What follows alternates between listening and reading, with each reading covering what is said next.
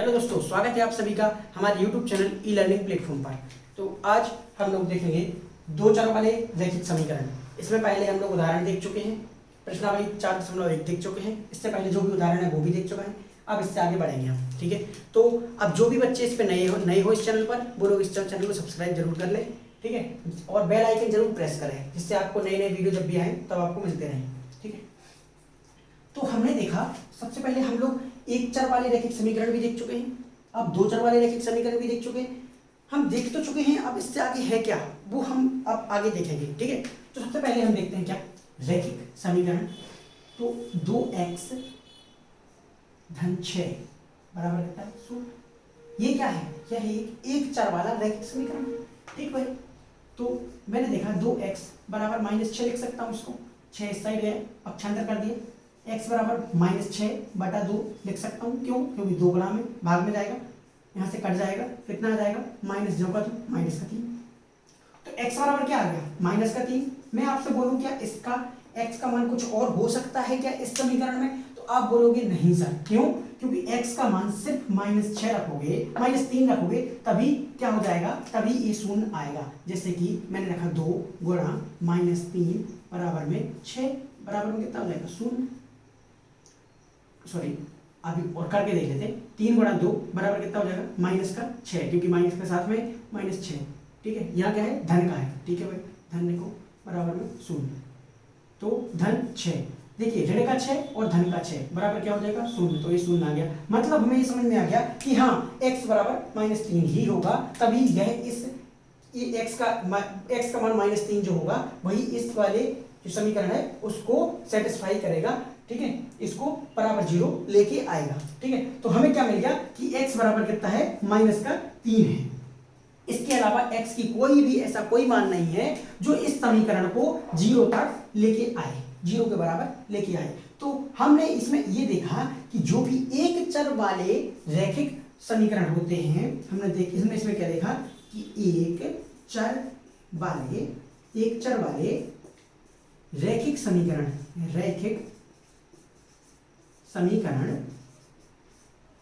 समीकरणों के हल अद्वितीय होते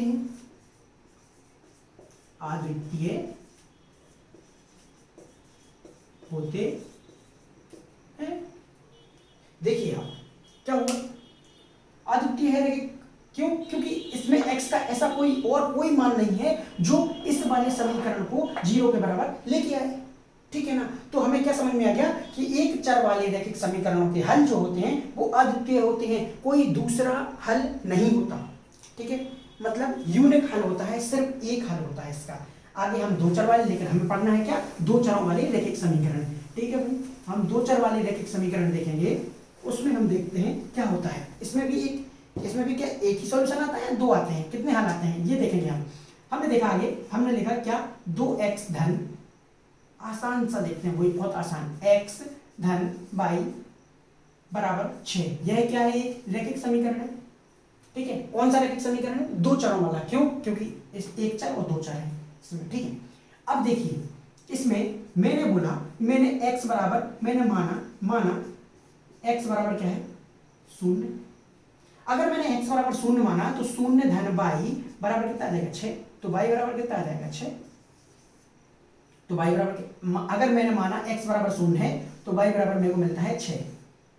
यदि मैंने बोला कि मैंने माना कि y बराबर क्या है 0 है, तो कितना हो जाएगा x धन 0 बराबर में 6। तो x बराबर कितना मिल जाएगा मेरे को 6। तो x बराबर कितना आ गया 6।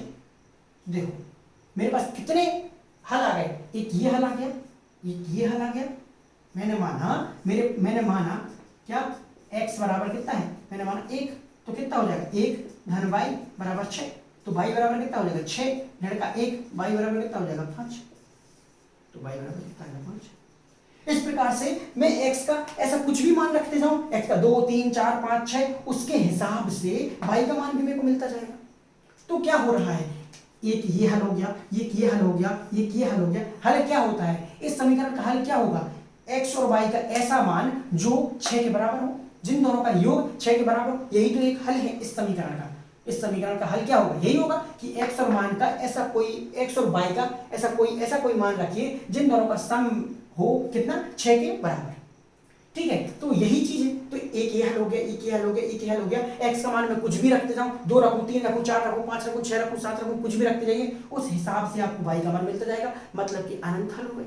मतलब रैखिक समीकरण, जो भी दो चर वाले रैखिक समीकरण होते हैं उनके हल क्या होते हैं, अद्वितीय होते हैं। कुछ भी हो सकता है, सॉरी, जो कि हल जो होते हैं वो अद्वितीय नहीं होते हैं, वो उनके अनेक हल हो सकते हैं, मतलब एक से ज्यादा हल हो सकते हैं।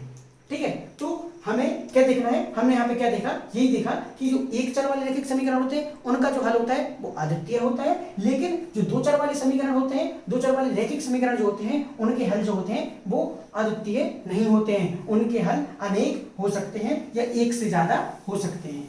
ठीक है, तो बस यही चीज आपको, यही चीज इसमें समझने वाली थी, यही चीज आपको समझनी है।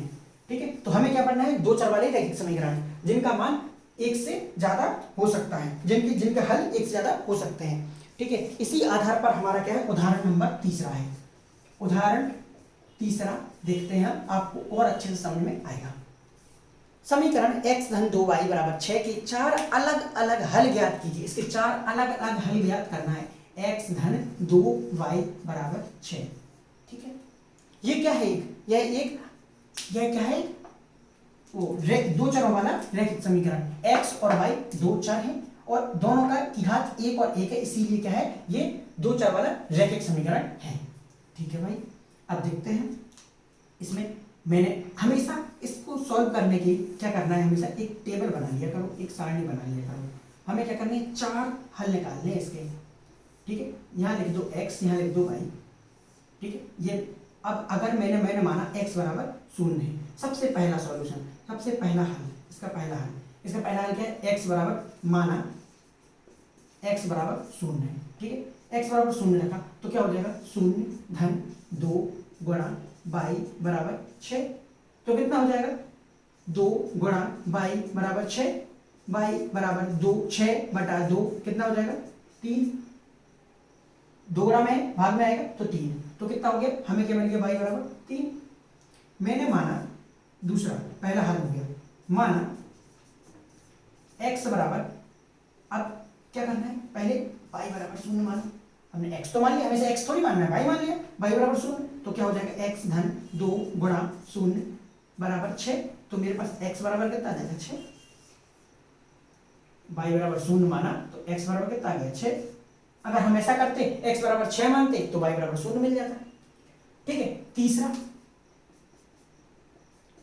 माना क्या, x बराबर कितना, 1 मान लिया, x बराबर 1 माना मैंने, तो कितना हो जाएगा, 1 धन 2 गुणा y बराबर कितना, 6। 2 गुणा y बराबर में 6 माइनस का 1, क्यों, क्योंकि 1 इस साइड आएगा, ऋण में हो जाएगा, तो y बराबर 2 गुणा y बराबर कितना हो जाएगा, 5। y बराबर कितना हो जाएगा, 5 बटा 2, काटोगे कितना आ जाएगा, 2.5। कितना आ जाएगा, x बराबर 1 रखा तो y बराबर कितना मिल गया, 2.5। ठीक है, आगे देखा मैंने, चौथा क्या पाया मैंने, x बराबर मैंने माना, x बराबर क्या, अब y बराबर 1 मान लो, कुछ भी कर लो, x बराबर 2 भी मान सकते हो, y बराबर 1 मान सकते हो, कुछ भी मान सकते हो, आपकी मर्जी। क्योंकि ना आपको पता है, ना सामने वाले को पता है, ना क्वेश्चन देने वाले को पता है भाई कि क्या रखना है, क्या वैल्यू हो सकती है, किसी को कुछ नहीं पता, तो कुछ भी रख सकते हैं भाई। x का मान कुछ भी रखो, उसी हिसाब से y का मान आ जाएगा, y का मान कुछ भी रखो, उसी हिसाब से x का मान आ जाएगा। ठीक है, तो हमने y बराबर 1 रखा तो क्या हो जाएगा, ये x धन 2 गुणा 1 बराबर 6, x धन 2 गुणा 1 बराबर 2 बराबर 6, x बराबर कितना आ गया, 4। क्यों, 6 पूरा लिखता हूं मैं, x बराबर 6 माइनस 2, तो x बराबर कितना आ गया, 4। कितना हो जाएगा, देखो y बराबर कितना, 1 रखा था, x बराबर कितना आ गया, 4। तो हम यहां से क्या देख रहे हैं कि हम कुछ भी x का मान रख रहे हैं तो y का आ रहा है, और y का रख रहे हैं तो x का आ रहा है।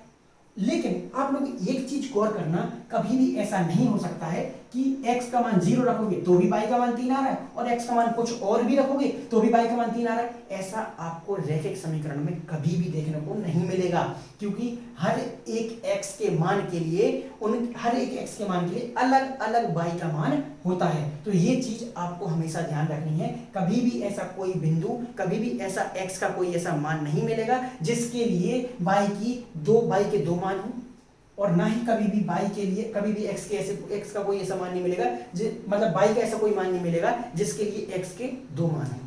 समझ रहे हैं ना? जैसे कि x का मान जब 0 रखोगे तो y का मान 3 ही आएगा, इसके अलावा कुछ भी नहीं आ सकता। 6 रखोगे तो 0 आएगा y का मान, इसके अलावा कुछ भी नहीं आ सकता। ठीक है, तो आगे देखते हैं। हाँ, अब एक चीज सोचने वाली है, कभी भी जब भी आपको कभी भी सॉल्यूशन बोला है उसने कि हल निकालो, तो हल निकालने के सबसे पहले हमें क्या करना है, x बराबर 0 रखना है।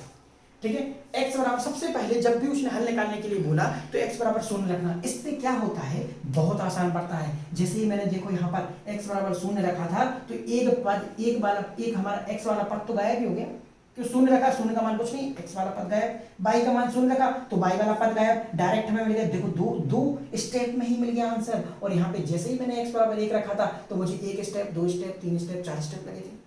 यहाँ पर देखो y बराबर 1 रखा था, 1 2 3 4 स्टेप में आंसर आया था, यहाँ पे डायरेक्ट 2 स्टेप में आंसर आ गया। इसीलिए हमें क्या करना है, हमें टाइम को बचाना है, हमें अच्छे क्वेश्चंस में अच्छा टाइम और ज्यादा टाइम देना है, इन ऐसे क्वेश्चंस में ज्यादा टाइम नहीं देना है। इसीलिए हमें क्या करना है, हमें सबसे पहले जब भी हल निकालने के लिए उसने 2 हल बोले, अगर उस बंदे ने कभी भी क्वेश्चन में बोला है कि 2 हल निकालिए, 2 हल निकालना, सबसे पहले हमें क्या करना है, x बराबर 0 रखना है और फिर दूसरे वाले हल में y बराबर 0 रखना है। बस बात खत्म, 2 हल आ गए। हमें कभी भी x बराबर 1 y बराबर 1 नहीं रखना।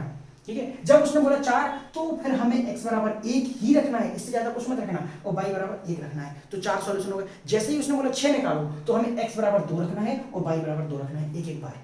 समझ रहे हो ना?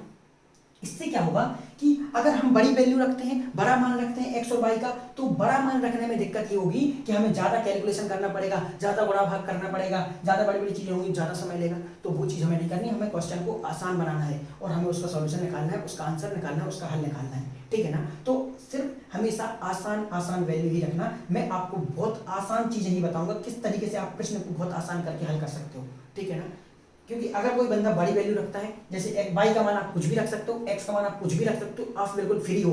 x का मान 100 भी रख सकते हो, 99 रख सकते हो, 101 रख सकते हो, 201 रख सकते हो, 1001 रख सकते हो, कुछ भी। उसी हिसाब से y का मान आएगा और गुणा भाग करते रहना। एक एग्जाम में अगर एक ऐसा क्वेश्चन आ जाए हल निकालने के लिए, तो आप बस एक क्वेश्चन करके आ जाना। इसीलिए मैं आपसे बोल रहा हूँ, बस आसान x बराबर 0, x बराबर 1 ही रखना। ठीक है ना? तो बस ये आपका उदाहरण नंबर 3 यहाँ पे खत्म होता है। अब देखेंगे हम उदाहरण नंबर 4। ठीक है, अगर ये बोलते हैं युग्म में लिखने के लिए, यहाँ पे एक चीज और देख लो, युग्म में लिखना है तो इस तरीके से लिखना। क्या इस तरीके से लिखेंगे? तो इसको मैं हटा देता हूं पहले। ठीक है, इसको कैसे लिखेंगे? इसको लिखेंगे हम कैसे, x का मान जब 0 है तो y का मान 3, x का मान 6 है तो y का मान 0, x का मान 1 है तो y का मान 2.5, x का मान 4 है तो y का मान 1। ठीक है, ये सब क्या है? इसके लिए इस x बराबर 0 के लिए अद्वितीय है y का मान। समझ रहे हो ना? y का मान दूसरा नहीं हो सकता है। ये चीज हमेशा याद रखना, बहुत इंपॉर्टेंट चीज है कि एक x की वैल्यू के लिए y का मान 1 ही होगा, एक x के मान के लिए y का मान 1 ही होगा, दो नहीं होंगे। ठीक है ना? x बराबर 0 होगा तो y बराबर 3 ही होगा, इसके अलावा कुछ नहीं हो सकता। x बराबर 0 रखोगे तो आपको y बराबर कुछ और नहीं मिल सकता कभी भी, और y बराबर 3 रखोगे तो x का मान हमेशा 0 मिलेगा, दूसरा नहीं मिलेगा। इस समीकरण के लिए समझ सोच लेना, हर एक समीकरण के लिए। ठीक है ना? इसी समीकरण के लिए हमेशा, मतलब किसी भी समीकरण के लिए जब x का मान कुछ भी हो तो उसके अकॉर्डिंग ही y का जो मान आएगा बस वही y का मान रहेगा, इसके अलावा दूसरा मान नहीं मिलेगा। ठीक है, तो ये रहा आपका उदाहरण नंबर 3 यहाँ पे खत्म होता है। अब देखते हैं चौथा उदाहरण। ठीक है,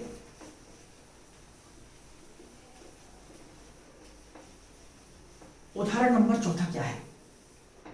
उदाहरण नंबर 4 में 3 समीकरण दिए हुए हैं। निम्नलिखित समीकरणों में से प्रत्येक समीकरण के 2 हल ज्ञात कीजिए। ठीक है भाई, उदाहरण नंबर 4 इसमें पहला प्रश्न है। ठीक है, दो हल निकालने। मैंने कैसे कहा था आपको, याद रखना, 4x धन 3y बराबर 12। ठीक है, मैंने आपको क्या बताया था, इसमें 2 हल निकालने वाली बात आ गई भाई साहब। 2 हल निकालना है, जब 2 हल निकालना है तो पहला मैंने आपको बताया था कि हमें क्या मानना है, मैंने माना क्या, x बराबर 0। x बराबर 0 मानना है। जैसे ही मैंने x बराबर 0 माना तो देखिए 4 गुणा 0 कर देंगे। आप, मैं आपको करके बता रहा हूँ, आप डायरेक्ट लिख सकते हैं 0। ठीक है, 3 गुणा बाई बराबर में 12, ठीक है। ये हो जाएगा शून्य, 4 गुणा 0 को गुणा किसी में भी करो तो हमें शून्य मिलेगा, धन 3 गुणा बाई बराबर में कितना आ जाएगा 12, 3 गुणा में है तो क्या हो जाएगा भाग में आ जाएगा तो 12 बटा 3, 4 बार कटेगा कितना आ जाएगा 4, तो बाई बराबर कितना मिलेगा 4। हमारा सॉल्यूशन क्या हो जाएगा 0 और 4, ये खाली ये हो गया, आ गया ना बहुत आसानी से, ठीक है। अब दूसरा क्या है, मैंने माना क्या बाई बराबर शून्य, बाई बराबर शून्य, बाई बराबर शून्य माना तो क्या हो जाएगा 4 गुणा एक्स धन 3 गुणा शून्य बराबर में 12, तो 4 एक्स धन शून्य बराबर में 12। देखिए 4 क्या है गुणा में है, 4 गुणा में है तो क्या हो जाएगा भाग में चला जाएगा तो 12 बटे 4 कितनी बार कट जाएगा 3 बार, तो x बराबर कितना जाएगा 3। दूसरा सॉल्यूशन क्या हो जाएगा 3 और 0, पहले x लिखते हैं फिर y लिखते हैं, इसीलिए मैंने x को पहले लिखा तो 3 पहले आ गया, ठीक है। ये मत सोचना कि पहले x बराबर 0 माना तो यहाँ पे इसलिए 0 पहले लगा, ऐसा कुछ नहीं है, पहले x लिखते हैं फिर y लिखते हैं इसीलिए ऐसा लिखा है, ठीक। अब देखिए आपको एक चीज और बता दूं, एक और अगर मैं बोलूं, देखो यहाँ पे क्या शून्य रखा, आपको 4 को गुणा नहीं करना पड़ा, समझना। अभी मैं बोलूं मैंने माना x बराबर क्या 1, अब समझो जैसे ही हम बड़े मान का बड़े x बराबर 5 मान लेते हैं, मैंने बोला x बराबर 5 भाई 5 माना तो क्या हो जाएगा 4 गुणा 5 धन 3 गुणा बाई बराबर 12, 5 गुणा 4 कितना होता है 20 धन 3 गुणा बाई बराबर 12, 3 गुणा बाई, ये धन का 20 है, सही जाएगा तो ऋण का हो जाएगा तो 12 माइनस 20 कितना हो जाएगा 3 गुणा बाई बराबर कितना हो जाएगा 12 में से 20 गए कितना बचा, छोटी संख्या में से बड़ी संख्या गई तो कितने बचे 8 तो बचते ही हैं और ऋण आ जाएगा, तो बाई बराबर कितना हो जाएगा माइनस का 8 बटा 3।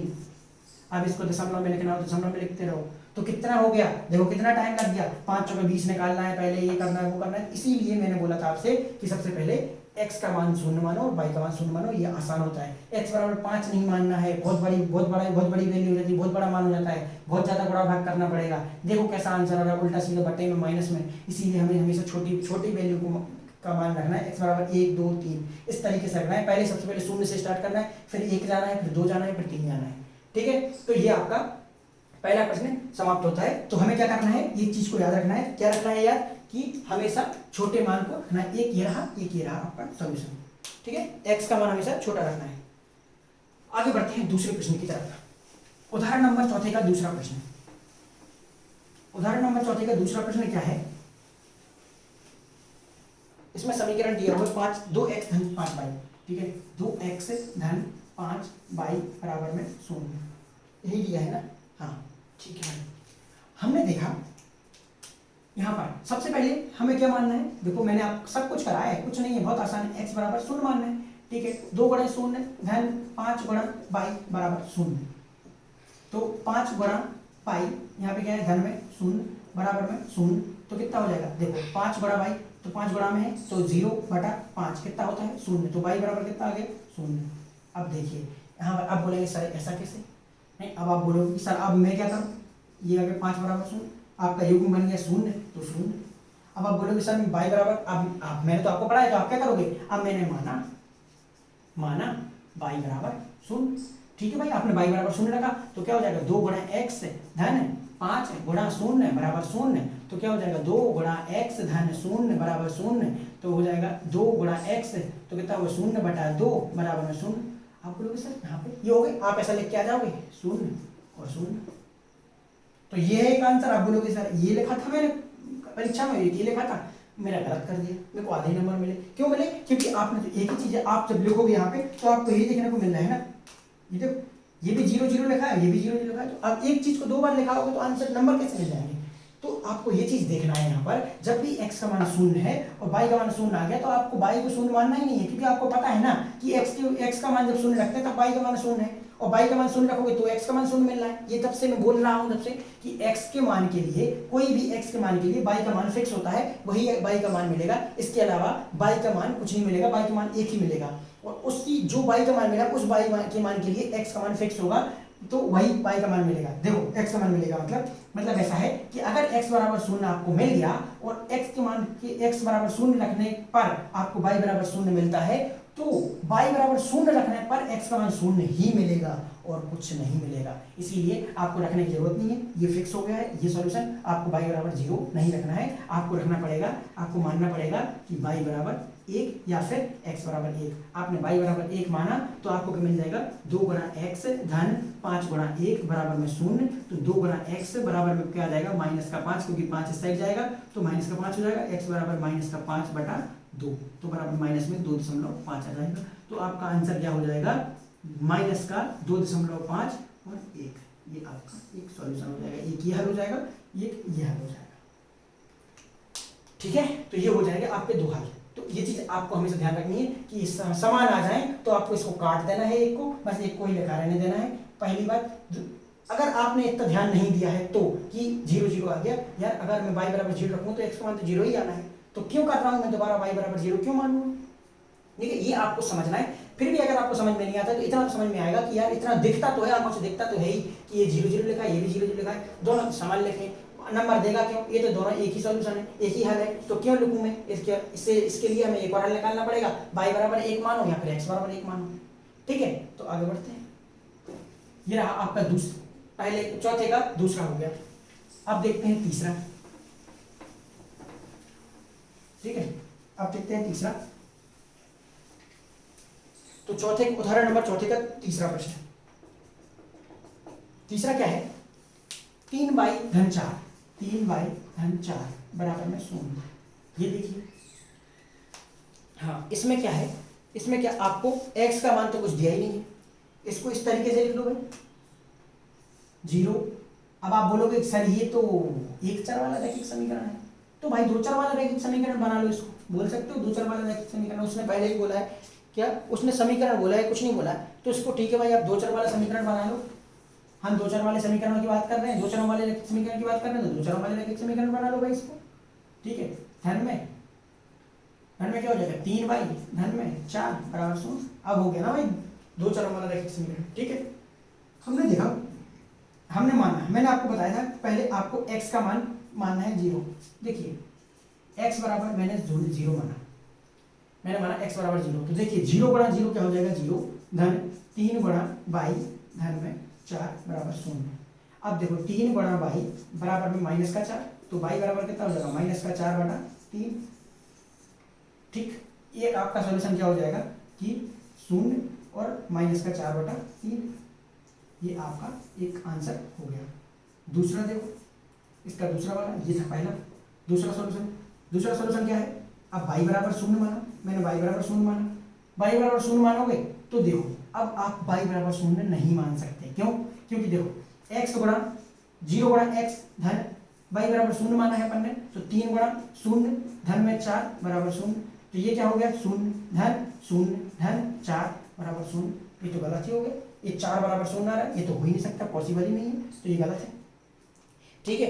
इसका मतलब क्या होगा, इसका मतलब ये होगा, इसका मतलब ये होगा कि y हमेशा क्या, y को 0 रखेंगे तो ये गलत हो रहा है, ये तो 4 बराबर 0 हो ही नहीं सकता, मतलब हम नहीं रख सकते, मतलब हमें ऐसे ये y बराबर जो 0 है, y बराबर जो 0 आ रहा है वो इसका एक हल नहीं है, ये हल है ही नहीं। अगर हल होता तो बराबर 0 आता, ये तो 4 आ रहा है और 4 और 0 बराबर हो नहीं सकते, ये तो पॉसिबल ही नहीं है, ये चीज तो पॉसिबल है ही नहीं। देखो 0 0 0 हो जाएगा तो 4 बराबर 0 आ रहा है, ये चीज पॉसिबल है नहीं, तो ये गलत हो गया, ये गलत हो गया। मतलब क्या है कि y बराबर 0 जो है वो इस वाले समीकरण का हल नहीं है, ये चीज भी आपको ध्यान देना है। तो हमें एक चीज तो मिल गई, ये वाला सॉल्यूशन तो मिल गया, ठीक है भाई, y बराबर 0 हमें क्या है, सॉल्यूशन नहीं है। तो आगे बढ़ते हैं, अब हमें देखना पड़ेगा, क्या मानना पड़ेगा, मैंने माना y बराबर 1, मैंने माना y बराबर 1, y बराबर 2, y बराबर 3, तो y बराबर 2 मानो। अब पहले एक काम करो, x बराबर 2 x बराबर 1 मान के चलते हैं, x बराबर 0 मान लिया था, अब मैं मानता हूँ x बराबर 1।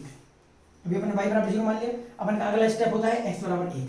मैंने x बराबर 1 माना, x बराबर 1 माना तो 0 गुणा 1 धन 0 गुणा 1 धन कितना है, 3 गुणा y धन 4 बराबर में 0, ठीक है। ये चीज मैंने देखी। अब देखा मैंने कि 0 गुणा 1 के साथ करोगे तो 0 ही आएगा, धन में 3 गुणा y बराबर में माइनस का 4, तो y बराबर कितना आ गया, माइनस का 4 बटे 3। अरे सर ऐसा क्यों हो रहा है, देखो ये क्या बन गया, 1 और माइनस का 4 बटा 3, यार ये माइनस 4 बटा 3, माइनस 4 बटा 3, x का मान 0 रखा और x का मान 1 रखा, अगर आप x का मान 2 भी रखोगे ना तो भी आपको क्या मिलेगा, y का मान -4/3 मिलेगा। अब आप लोग एक चीज समझिए, हमें क्या समझ में आ रहा है यहाँ से, देखिए x का मान आप कुछ भी रखते जाइए, क्योंकि ये अगर मैं इस समीकरण को, आपको क्या करना है, आपको यही सब कुछ समझ में आ जाना चाहिए। आप देख के ही बता दो, आपको यहाँ से देख के समझ में आ जाना चाहिए सब कुछ। जो भी बहुत अच्छे स्टूडेंट होंगे ना, जो बहुत शार्प बिल्कुल देख लेते होंगे अच्छे से, उनको समझ में आ गया होगा कि सर हम यहाँ पे x का कुछ भी मान रखें, यहाँ पर x का कुछ भी मान रखें, हमें हमेशा कितना मिलेगा, यही मिलेगा। देखो आप x का कुछ भी मान रखो और इस पद का मान हमेशा हमें क्या मिलने वाला है, 0 मिलने वाला है, क्योंकि हमें इसमें इस पद में किसका गुणा है, 0 का गुणा है। तो x का मान कुछ भी रखते जाओ, हमें हमेशा यही समीकरण मिलना है, और ये समीकरण मिलेगा तो y बराबर कितना आएगा, -4/3 ही आएगा। तो हमेशा कुछ भी रखते जाओ, आप रखते जाना इस समीकरण में, कुछ भी रखते जाना x का मान, हमेशा आपको y का मान -4/3 ही मिलेगा। ठीक है, ये चीज हमें हमेशा समझनी है कि x का मान हमेशा वही रखना। अब आप देखो मैंने क्या बोला, आपने जैसे ही y का मान पलटा तो आपको क्या मिल गया, ये समीकरण गलत मिल गया, गलत ही मिलेगा, क्योंकि हम x का मान तो कुछ निकाल नहीं सकते, ये वाला पद तो हमेशा ही 0 हो जाएगा। हम किसका मान, अगर हम y का मान रख देंगे तो हमें किसका मान मिलेगा, कुछ भी नहीं मिलेगा। समझो ना, हम किस चीज का मान निकालें, क्योंकि x वाला तो हमें शून्य हो जाना है ना, x का किसी भी चीज x का मान कुछ भी हो, अगर 0 को गुणा कर दूंगा तो 0 ही मिलना है, ये 0 हो जाएगा, ये 0 हो जाएगा, ये कुछ भी हो जाएगा। ठीक है, तो हम किसका मान निकालेंगे, वो तो 0 के बराबर होगा नहीं, तो हमें हमेशा y का मान हमेशा फिक्स हो जाएगा कि यही मिलेगा। ठीक है, इससे और पहले देखो तो हम ये देखते हैं कि यहाँ पे ये तो रैखिक समीकरण है, हमने इसको बनाया था कौन सा, 2 चर वाला, ये तो 1 चर वाला ही था। और 1 चर वाले समीकरण का क्या होता है, 1 चर वाला समीकरण जो होता है उसका जो सॉल्यूशन होता है, उसका जो आंसर होता है, उसका जो हल होता है वो अद्वितीय होता है। इसमें एक ही चर है y, और y का मान हमेशा अद्वितीय होगा, मतलब एक ही हल होगा, और एक ही हल हम देखने को मिल रहा है। देखो ना, -4/3 है इसका हल, तो यही आंसर रहेगा इसका। ठीक है, ये बहुत अच्छा क्वेश्चन था, इसको आप समझना सोचना, मैंने आपको अच्छे से समझा दिया है कि x का मान हमेशा, y का मान हमेशा फिक्स रहेगा, x का मान कुछ भी रखो, क्योंकि हम x को तो हम लाए हैं ना भाई, x को तो हम लेकर आए, x ये दिया तो था नहीं प्रश्न में, हम लेकर आए तो भाई लेके आओ, आप इसको नहीं बदल सकते। हम ये जो प्रश्न है वो उसको नहीं बदल सकते, आप x लेके तो आ जाओ, लेकिन इसको बदल नहीं सकते आप, समझ रहे हो ना। तो इसको हम बदल नहीं पा रहे ना, देखो x का मान आप जो लेके आए हो, आपका बस किस पे चलेगा, आपका बस इस पे चलेगा। आप इस, क्योंकि आप लेके आए हो, ये चीज तो हमारी पहले से फिक्स थी, इसको लेकर आए हो आप इसको लेकर आए हो, किसी की इसका मान बदलोगे, इसका मान बदलते जाओ, हम नहीं बदलेंगे, ये जो पता रहेगा तो जो पता है। ठीक है ना, तो ये रहा आपका तीसरा प्रश्न, और यहाँ पर आपका उदाहरण खत्म होता है। ठीक है, तो इसके बाद हम प्रश्नावली 4.2 करेंगे, तब तक आप लोग इसको पढ़िए, समझिए, और कोई डाउट हो, किसी भी प्रकार की कोई प्रॉब्लम हो तो आप लोग डायरेक्टली कमेंट में पूछ सकते हैं, इंस्टाग्राम, फेसबुक, टेलीग्राम, कहीं पर भी पूछ सकते हैं। इन सारे चैनल जो है टेलीग्राम, फेसबुक और इंस्टाग्राम, इन सब की लिंक आपको कमेंट इसके डिस्क्रिप्शन में दी हुई है। ठीक है, तो आप लोग देखिए, समझिए, और कोई डाउट हो तो आप जरूर पूछिएगा। ठीक है, और पढ़ते रहिए, रिकमेंड करिए, अपने छोटे बड़े भाइयों बहनों को सबको बोलिए, बताइए। ठीक है, तब तक के लिए बाय बाय, टेक केयर।